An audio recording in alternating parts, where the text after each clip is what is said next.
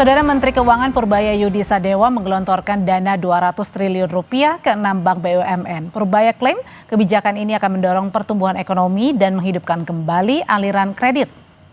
Keputusan ini terungkap pada saat rapat Komisi 11 DPR dengan Kementerian Keuangan pada Rabu siang. Menkyu Purbaya mengungkap dana sebesar 200 triliun rupiah ini berasal dari saldo anggaran lebih atau SAL dan sisa lebih pembiayaan anggaran atau SILPA dari Bank Indonesia. Purbaya bilang langkah memindahkan dana pemerintah 200 triliun rupiah dari Bank Indonesia ke sistem perbankan telah disetujui Presiden Prabowo.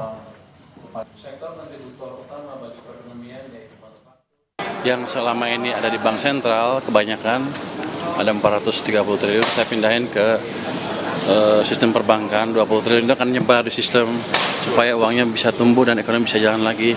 Jadi saya nggak ada apa-apa jaminan uang aja, tapi kan bank nggak akan mendiamkan uang itu nggak ada cost-nya. Dia akan terpaksa mencari return yang lebih tinggi dari cost-nya. Disitulah mulai pertumbuhan kredit tumbuh. Jadi saya memaksa market mekanisme berjalan dengan memberi senjata ke mereka. Jadi memaksa perbankan berpikir lebih keras untuk bekerja supaya dapat return yang tinggi. Dalam rapat kerja Rabu kemarin, Ketua Komisi 11 DPR RI dari fraksi Golkar Muhammad Misbakun minta Menkyu dapat menjawab keinginan Presiden agar Indonesia tak lagi defisit anggaran. Sebelumnya Presiden Prabowo menargetkan tak ada defisit APBN pada 2027 hingga 2028. DPR pun minta strategi Menkyu bisa redam keresahan publik yang disampaikan dalam aksi unjuk rasa beberapa waktu belakangan ini. Desain besarnya itu akan seperti apa framework Bapak? Mewujudkan itu. Bagaimana kita keluar dari zona defisit ketika Pak Presiden dalam pidatonya, itu bukan sebuah retorik, Pak. Tapi itu sebuah keinginan seorang kepala negara untuk membuat APBN itu zero defisit. Mungkinkah? Itu. Ketika pertanyaan itu mungkinkah, siapa yang akan menjawab probability ini? Ya para pembantu Presiden. Mungkinkah dengan cara kebijakan Menkyu ini mengguyur dana 200 triliun rupiah dari Bank Indonesia ke perbankan? Kita bahas bersama Wakil Ketua Komisi 11 DPR dari fraksi Gerindra Muhammad Haikal. Selamat malam Mas Haikal. Selamat malam. Dan ada juga hadir di ruangan Zoom Direktur Eksekutif Center on Reform Economics atau KOR dengan Mas Faisal. Selamat malam Mas Faisal. Selamat malam Mbak Putri. Iya, saya mau nanya ke Mas Haikal dulu. Mas Haikal, jadi kemarin pada saat rapat kerja bersama Menkyu yang baru Pak Purbaya, ini mengagetkan nggak sih baru dilantik kemudian ada kebijakan langsung ini mau mengucurkan 200 triliun rupiah untuk perekonomian biar nggak kering? Ya, kita sebetulnya senang juga karena memang yang ditunggu dari menteri baru ini kan langkah awalnya seperti apa. Kalau menurut saya ini kan mungkin benar-benar perkenalan dan langsung dia ambil action sebagai tanggapan atau reaksi untuk segera mewujudkan apa yang pesan-pesan disampaikan oleh Presiden. Dan itu kan yang juga ditanyakan oleh DPR adalah bagaimana Anda akan bisa menyelesaikan masalah yang dihadapi oleh masyarakat. Nah, langkah pertama adalah untuk menyelesaikan masalah yang dianggap menjadi masalah utama ekonomi kita saat ini adalah ekonomi kita ini kering. Uang kurang liquid di dalam perekonomian kita sehingga ya kalau kering ya tentu harus dibasahin. Nah, makanya dia langsung mau basahin dengan 200 triliun. Jumlahnya nggak main-main loh 200T ini Mas. 200 triliun cukup besar dan ini sekarang yang tadinya ada di Bank Indonesia sekarang dia paksa himbara kita untuk benar-benar bekerja menyalurkan ini kepada sektor real. Nah jadi kalau menurut Pak Menkyu kemarin dalam rapat sebenarnya 200 triliun rupiah ini kan akan dikucurkan ke bank BUMN ya Mas. Nah itu untuk siapa, kemudian kapan mulainya, berapa banyak masing-masing bank ini? Justru kemarin beliau langsung lirik kepada wakil menterinya, sudah dilakukan belum? Nah dijawab sedang dalam proses. Nah dalam prosesnya seperti apa itu kan sebetulnya mungkin itu bebannya ada di Dirjen Perbendaraan karena dia yang mengatur penempatan uang. Nah prosesnya itu kan agak teknis ya, bahwa itu di dalam penempatan uang itu juga harus ada negosiasi beban bunganya dan seterusnya. Nah itu kan kalau dipindahin ini, bank-bank ini kan juga harus langsung kesanggupan menyerap dan kemudian melemparnya lagi untuk diserap ke dunia usaha. Kalau sepengetahuan saya ini kan mereka juga sebetulnya pastinya akan membutuhkan waktu juga untuk bisa menyalurkannya. Nah ini ya tantangan yang cukup lumayan berat lah terhadap Bank Himbara. Berapa akan dibaginya itu mungkin akan dinegosiasi satu persatu, tapi 200 triliun untuk diserap dalam waktu yang relatif singkat juga tantangan dengan tersendiri tuh. Oke, nanti kita akan ke sana ke tantangannya, tapi sebelumnya saya mau ke Mas Faisal dulu. Mas Faisal, sebenarnya ini realistis nggak sih? Oke, maksudnya bukan realistis atau tidak, sebenarnya besarnya besar banget atau kemudian nanti dapat dipertanggungjawabkan apa enggak Menkyu yang akan mengucurkan 200 triliun rupiah ke Bank BUMN agar perekonomian kita ini nggak kering lagi nih? Ya, yang jelas memang harus ada aturan main untuk bisa membuat itu berjalan dan efektif, begitu ya. Karena begini, 200 triliun yang tadinya ada di BI, ya separuhnya ada di BI, kemudian ditaruh ke Himbara, harapannya kan ini nanti disalurkan ke sektor real melalui kredit, dan kreditnya yang diharapkan juga kredit yang produktif ya, bukan hanya konsumsi tentu saja. Nah, untuk memastikan itu terjadi, harus ada aturan main bahwa memang perbankan ini betul-betul nanti setelah dapat uangnya itu tadi 200 triliun itu betul-betul di semaksimal mungkin itu didorong untuk disalurkan ke sektor real, bukan kemudian disalurkan lagi ke dengan membeli SBN, membeli SBI yang lebih safe bagi perbankan ya, dan juga lebih rendah risikonya, kan itu yang selama ini terjadi ya. Jadi itu permainan nanti di dalam aturan mainnya, dan gampang saja menurut saya bagi bank untuk kemudian kalau dia tidak memang nanti 200 T-nya tidak disimpan ke SBN atau SBI, dia bisa pakai uang yang lain, kan ini kan sebetulnya buat bank tuh gampang saja. Tapi nah itu untuk memastikan bahwa betul-betul itu nanti disalurkan ke sektor real, itu satu ya. Yang kedua ya, catatan ini menurut saya untuk supaya efektif itu disalurkan ke sektor real. Nah, melihat juga selama ini masalahnya dalam penyaluran kredit seperti apa. Nah, yaitu adalah masalahnya adalah di permintaan. Demand domestiknya. Jadi mungkin dari sisi supply ada uang untuk disalurkan kredit yang kepada sektor real. Tapi yang minta banyak atau tidak. Nah, selama ini dan kemudian digunakan untuk apa itu juga masih menjadi tanda tanya juga dong ya Mas ya? Digunakan untuk apa juga ya, tapi ini saya selesaikan dulu yang permintaan UMKM terutama untuk kredit ini banyak terhambat karena mereka khawatir karena permintaan lemah. Jadi kalaupun mereka dapat kredit dari perbankan, kalau kemudian usahanya ini tidak bisa jalan dengan baik karena permintaan yang lemah, maka ini juga akan meningkatkan nanti risiko kredit. Nah, itu yang membuat animo atau keinginan ya untuk meminjam di bank itu juga berkurang. Nah, jadi ada kebijakan yang juga harusnya lewat fiskal untuk mengatrol dari sisi demand, itu dia. Baru kemudian nanti juga mau disalurkan ke sektor mana nih prioritasnya, itu yang tadi ditanyakan Mbak Audrey. Oke, kita tahan dulu sampai di sana. Saya mau nanya, kalau gitu yang tadi dipertanyakan juga sama Mas Faisal sebenarnya, Mas Haikal, ini pada saat kita sudah ada nih uangnya, tinggal disalurkan bagi yang mau meminjam untuk kredit usaha. Pertanyaannya, ada yang beli apa enggak? Kalau misalnya kurang yang beli, bagaimana juga untuk membalikan modal yang sudah dipinjamkan ke bank ini? Jadi memang benar yang disampaikan Mas Faisal itu, kalau ini kan harus ada penyerapannya. Nah, penyerapan itu kan sebetulnya kalau kita mau lebih jauh lagi, sebetulnya ada kebijakan-kebijakan yang masih dikendalikan juga sama pemerintah.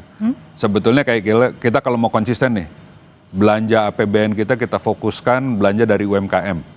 Nah, itu sendiri bisa menciptakan demand yang cukup kuat, karena kita belanja ini kan APBN kita ini kira-kira 3.800 triliun. Di dalam situ ada belanja yang cukup besar. Kita mau belanja itu kan yang komponen belanja gaji dan pegawainya itu paling separohnya. Terus ada yang belanja modal, belanja barang, itu sebetulnya banyak komponennya yang selama ini kita melakukan via impor. Itu bisa kita prioritaskan buat UMKM. Nah, itu bisa menciptakan demand terhadap kebutuhan kredit ini.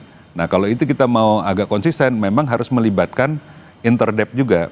Nah, tapi ini kan sebagai langkah awal tentu kita harus support, karena ini yang akan membuka lapangan pekerjaan yang mudah-mudahan bisa menyelesaikan kekeringan daya beli dan membasahi kekeringan ekonomi dan meningkatkan daya beli yang sekarang menjadi keluhan masyarakat secara umum. Nah kalau gitu pertanyaannya, dengan pengucuran 200 triliun ini ke Bank BUMN, apakah ini memang hanya untuk meredam dari keresahan masyarakat belakangan ini, atau memang benar-benar ini merupakan pil yang kemudian bisa membuat efek panjang supaya membuat ekonomi kita jauh lebih baik ke depannya? Kita akan membahasnya, tetap bersama kami di Sapa Indonesia Malam. Menteri Keuangan Purbayayudi Sadewa memastikan dana 200 triliun rupiah dimasukkan ke sistem perbankan pada hari ini. Ada 3 bank yang mendapatkan dana lebih dari 50 triliun dan 1 bank menerima dana 10 triliun rupiah. Siang ini sudah disalurkan ya?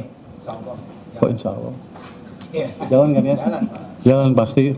Ini kita kirim ke 5 bank, Mandiri, BRI, BTN, BNI, BSI. Di mana disebutnya? Di Mandiri itu kita taruh 55 triliun, BRI 55 triliun, BTN 25 triliun, BNI 55 triliun, BSI 10 triliun. Jadi saya pastikan dana yang 200 triliun masuk ke sistem perbankan hari ini, dan mungkin banknya habis itu bingung berpikir nyalurin kemana. Pasti pelan-pelan akan ke kredit sehingga ekonominya bisa bergerak. Waduh, itu cepat banget ya Mas Haikal dan juga Mas Faisal. Tapi kalau yang dilihatnya sendiri, Mas Faisal, ini sebenarnya sebuah gebrakan yang sebenarnya dianggap orang kan Pak Menkyu yang baru ini kan dikenal kemudian juga gayanya yang cepat begitu ya, koboi begitu ya. Nah, apakah ini sebenarnya benar-benar ingin meredam karena keresahan masyarakat begitu, atau memang ingin jangka panjangnya nih karena memang ada kerinduan untuk tadi di tengah ekonomi yang kering ingin membasahi begitu dalam waktu jangka panjangnya? Ya. Saya juga sebetulnya mengapresiasi, ini kan memang satu gebrakan ya bagi Menteri Keuangan yang baru ya, dan satu pendekatan yang fresh menurut saya yang memang harus dicoba untuk kita mendorong perekonomian. Dan juga, tapi jangan lupa nih, bukan hanya mendorong growth loh ya, karena kalau kita memperhatikan apa yang menjadi keresahan masyarakat kemarin yang berujung pada demonstrasi, itu adalah masalah keadilan, distribusi dari ekonominya. Ya, jadi satu hal yang harus diperhatikan lagi yang agak luput saya pikir di sini, menyalurkan dana ke perbankan itu tidak cukup ya untuk memastikan distribusi pendapatan atau distribusi dari sisi ekonomi. Mungkin nanti bisa growth naik ya, karena ada kalau katakanlah nanti kreditnya memang betul-betul tersalur. Nah, tapi bagaimana memastikan bahwa yang banyak menikmati itu adalah bukan hanya kalangan atas, tapi juga kalangan menengah ke bawah. Nah, ini harus diimbangi juga saya pikir dengan kebijakan-kebijakan fiskal yang lain, realokasi. Nah, satu poin tadi yang disampaikan oleh Mas Haikal juga kaitannya dengan bagaimana memanfaatkan pengadaan barang dan jasa pemerintah. Nah, itu saya pikir poin yang sangat bagus ya, 3.000 triliun potensi daripada APBN kita. Nah, itu selama ini kalau sebetulnya itu dimanfaatkan secara maksimal untuk membeli barang dan jasa yang ada di domestik, nah ini akan sangat bagus sekali untuk juga menggerakkan ekonomi dari sisi demand tadi. Kalau tadi kan dari sisi supply-nya. Nah, jadi nyambung, nanti ada matching. Okay. Nah, hanya saja tentu saja aturan main ya. Kalau ini selama ini kan kenapa juga banyak mengimpor, tidak membeli produk dalam negeri, ada permasalahan price ya di situ. Nah, jadi aturan dalam pengadaan barang dan jasa juga harus dilihat ya, karena apalagi dalam situasi efisiensi. Nah, kalau efisiensi pemanfaatan anggaran pemerintah institusi, nah, otomatis kan dalam pengadaan juga mencari yang paling murah. Nah, ini bagaimana mengatasi masalah untuk bagaimana memprioritaskan produk dalam negeri gitu. Okay. Nah, jadi ini yang harus diperhatikan karena menjawab permasalahan keresahan masyarakat kemarin adalah sebetulnya dari sisi ketimpangan gitu. Nah, untuk menjawabnya gimana tuh Mas Haikal? Ya, memang kebetulan juga tadi kemarin kita lagi ngebahas di rapat internal, memang kita juga lagi mengkaji lagi undang-undang yang kita usulkan untuk masuk prolegnas. Salah satunya juga memang undang-undang pengadaan barang dan jasa juga lagi kita lirik untuk kita bahas. Tapi secara umum memang kita harus pikirkan, kita dukung apa yang menjadi pemikiran Pak Menteri Keuangan baru. Dia ingin menyalakan 2 mesin. 2 mesin itu apa? 2 mesin itu adalah satu, kebijakan fiskalnya harus matching dengan kebijakan moneter, itu satu. Yang kedua adalah yang hidup harus pemerintah dan swasta, gitu kan. Nah, ini yang tadi juga saya rasa harus dimatchingkan seperti yang disampaikan Mas Faisal itu, bahwa kalau semua mesin kita nyalain, dan ini kan disampaikan beliau di dalam rapat dengan DPR juga, kalau semua mesin bisa dinyalain, ini dia mencontohkan waktu zaman Pak SBY itu ekonomi bisa beberapa kali, 4 kali kalau nggak salah, bisa tembus di atas 6%. Padahal peran pemerintah dalam membangun nggak terlalu besar, itu tapi dia pastikan money supply-nya tumbuh sehingga perekonomian itu selalu cukup liquid. Nah, permasalahan yang dia lihat sekarang itu adalah perekonomiannya kering. Jadi walaupun pemerintah mau push dengan belanja, tapi private sektornya itu mengalami kekeringan, konsumennya mengalami kekeringan, akhirnya pertumbuhannya selalu tertahan. Nah, jadi di saat perekonomian likuiditasnya cukup, sebetulnya pemerintah kerjanya jadi jauh lebih ringan. Nah, apalagi kalau kita kombinasikan pemerintahnya kerja keras, sektor swastanya cukup liquid, apalagi kita campur dengan kebijakan seperti kita prioritaskan beli dari UMKM dalam negeri, rasanya pertumbuhan yang agak tinggi bisa kita capai dengan relatif lebih mudah. Oke, tapi kan juga banyak juga yang mengingatkan hati-hati akan resikonya besar begitu Mas. Tapi balik lagi ketika misalnya tadi dananya sudah ada, sudah tadi Pak Menkyu bilang sudah didistribusikan ke bank-bank, tinggal kemudian siapa yang mau meminjam. Nah itu pada saat uangnya sudah ada, ketika sudah ada yang mau minjam juga, tapi pergerakan dari kemampuan membayarnya sendiri atau membeli daya belinya sendiri masyarakat yang perlu juga ditanda-tanya, itu kan bukannya menjadi catatan juga Mas? Nah itu maksud saya kan tadi, daya beli ini kan munculnya kalau dari masyarakat ini punya pekerjaan, baru dia bisa punya penghasilan, baru dia bisa membeli kan. Nah pekerjaan ini kan tentu kalau memang lagi banyak order, nah banyak order ini kan kayak tadi, kalau memang kita ngebiasain apa-apa selalu kita fokuskan barang impor karena dia lebih murah, nah itu kan sebenarnya kebijakan kita sendiri. Nah itu juga kemarin sempat diungkit oleh beliau, banyak sekali kita sering ngeblame kondisi luar negeri, padahal Indonesian economy itu sangat berat kepada domestic demand dan domestic consumption. Nah itu kan sebenarnya barang yang kita kendalikan sendiri, dan kebijakannya itu sebetulnya ada di tangan kita. Nah jadi kita sebetulnya juga jangan terjebak untuk tidak mengurusi dan tidak mengatur perekonomian untuk kepentingan kita sendiri. Dan itu kan harus, perekonomian ini kan pekerjaan kita bersama, bukan kerjaan satu orang. Kita salah juga kalau kita cuman kita karena ada Pak Purbaya, sekarang dia akan menyelesaikan. Ini jadi kerja semuanya keras harus bergerak kita bersama gitu kan. Nah, tapi ini kan semangatnya udah ada nih. Beliau mau dorong untuk ekonominya bisa bergerak, dia mau mengguyur, nah darahnya ada nih.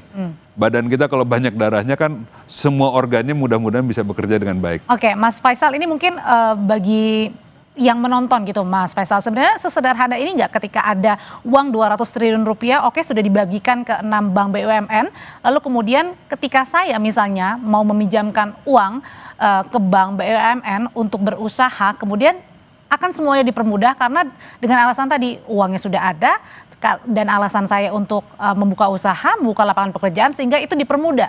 Sesederhana itu nggak Mas? Ya tentu saja memang tidak sederhana. Itulah tadi makanya perlu ada kebijakan-kebijakan ikutan yang mensupport itu. Tadi poin-poin sebelumnya kan sudah disampaikan bagaimana supaya demand-nya kuat, supaya juga ada permintaan terhadap kredit yang lebih besar ya.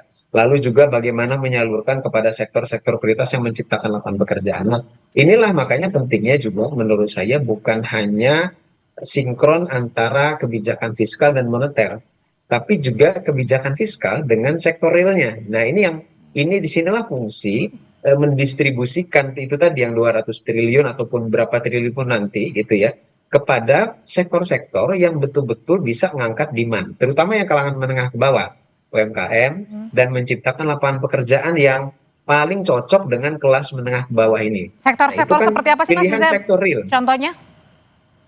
Kalau padat karya jelas kita lihat satu, misalkan ada pertanian. Pertanian itu sangat-sangat paling dekat dengan kalangan bawah dan juga menengah. Nah, di antara perdagangan juga sama. Jadi perdagangan itu terutama yang UMKM itu kan sebagian besar sebetulnya usaha mikro dan kecil kita itu kan dia di sektor perdagangan gitu ya. Nah, itu adalah sektor yang bergerak karena ada sektor tradable-nya. Tradable itu adalah pertanian, industri manufaktur, nah satu lagi sebetulnya pertambangan. Nah, tapi pertambangan ini kan skillnya spesifik ya. Nah, jadi saya bilang pertanian, industri manufaktur terutama industri kecil ya, industri kecil menengah, nanti perdagangan kecilnya juga ikut bergerak gitu dengan itu, dan juga sektor jasanya. Nah, jadi jangan lupa, saya pikir dalam menggerakkan sektor real, sektor-sektor yang tradable mulai dari pertanian, perkebunan, perikanan sampai kepada industri kecil yang ada di Indonesia, yang semestinya itu dia lebih gampang bergerak kalau dia dimitrakan dengan industri yang lebih besar. Nah, itu kan semuanya strateginya di strategi di sektor itu, di tingkat kementerian teknis. Oke. Nah, jadi itu yang harus dilengkapi menurut saya, supaya yang diharapkan tadi betul-betul ada lapangan kerjaan yang lebih banyak tercipta, kemudian ketimpangan itu bisa dipersempit. Nah, ini yang bisa menjawab, bukan memang banyak kebijakan ikutan di luar tadi pengucuran dana 200 triliun ke Himbara. Oke, kalau gitu pengawasannya gimana Mas? Menurut Mas Haikal sendiri dari Komisi 11, karena kan 200T itu besar jumlahnya dan setengahnya Mas ya dari dana yang ada di Bank Indonesia begitu ya? Ya, itu bukan hampir setengah dari uang pemerintah yang disimpan di situ. Itu kan sebetulnya kayak uang saldo terus. Kayak kita kan punya uang di bank ini kan nggak pernah mau habis. Kalau habis kan kita nggak bisa bayar apa-apa. Nah, cuman daripada dia ngendap di situ. Tapi itu termasuk dana darurat nggak sih Mas? Ya itu kasnya negara. Itu kasnya negara yang ada di situ. Nah, apa namanya, kan sebenarnya sama aja.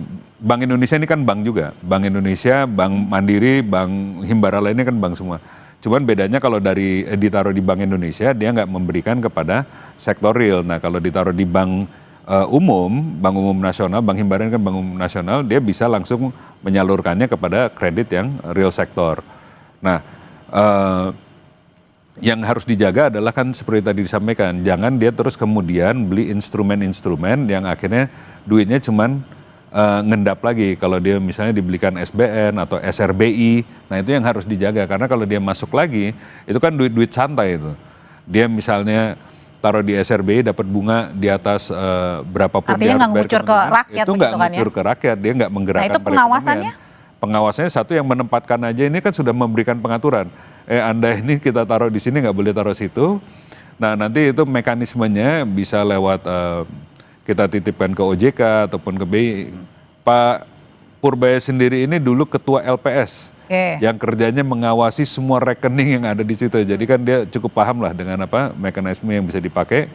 Tapi intinya kita awasin bersama-sama lah bahwa itu jangan sampai uang ini udah kita pindahkan terus kembali, karena itu penyakit yang dia identifikasikan dari awal bahwa uang negara ini cuma muter-muter dan akhirnya balik lagi di BI terus.